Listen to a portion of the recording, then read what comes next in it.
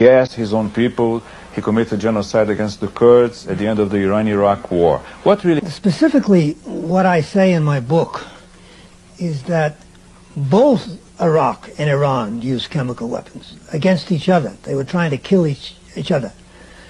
The story essentially was distorted here in the United States to make it appear that only Iraq used chemical weapons, that the Iraqi chemical weapons killed the Iraqi civilians, the Kurds, and that this was done deliberately as an act of genocide.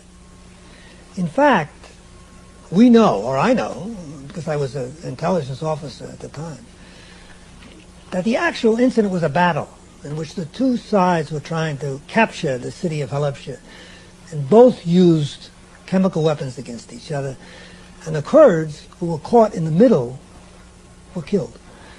So you can't say it's genocide. Moreover, the Defense Intelligence Agency in the U.S. examined the battle afterwards, immediately afterwards, and they concluded that based on an examination of the corpses, that the type of gas that killed the Kurds was the gas the Iranians used, but not the Iraqis. It's called a blood agent. It's called a blood agent. It's a cyanide-based gas, and it gives itself away because the corpses, the extremities are blue. So they looked at the corpses and they said, well, that's cyanide-based. And what was Iraq using? Iraq was using mustard gas. Totally different effect? Totally different effect. Why do you think that the CIA at the time used that information that you say is distorted, that Iraq was committing genocide against the Kurds? It wasn't primarily the CIA. Unfortunately, the CIA went along. But primarily, it was the Bush administration, the other Bush administration. Up until the end of the Iran-Iraq war, there was not a great deal made of this Halabja incident. The DIA said it was the Iranians. The Bush administration accepted that, and no great to-do was made of it. As soon as the Iraqis won the war, and it appeared that the balance of power in the Middle East had been significantly disturbed, because now the Iranians could not fight anymore, the United States realized that it had a problem on its hand in Iraq, because the Iraqis, having won the war, were now beginning to assert themselves. They were beginning to make statements to the effect that only the Arab states in the Gulf should be responsible for the security of the Gulf. Effectively, what they were asking us was to get out, the Americans to get out.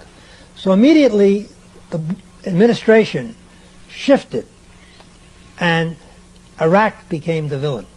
And then you began to get a lot of anti-Iraq propaganda here in the United States. And one of the main charges that was leveled was this one about the gassing of the Kurds. The then Secretary of State Schultz was the one who initially made the charge. And he said not only had the Iraqis used gas at Halabja, but at the very last days of the war, this would be in the summer of '88, they undertook a campaign to wipe out the Kurds using chemicals.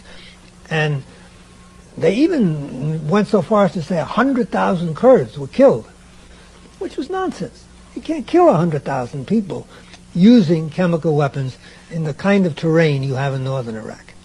So I would say it was done to demonize the Iraqis and to cheat them of the victory they'd won, and to hopefully, from the administration's side, reestablish a suitable balance of power in the Persian Gulf. Saddam Hussein is the ultimate Ba'athist. He is an organization man. If he goes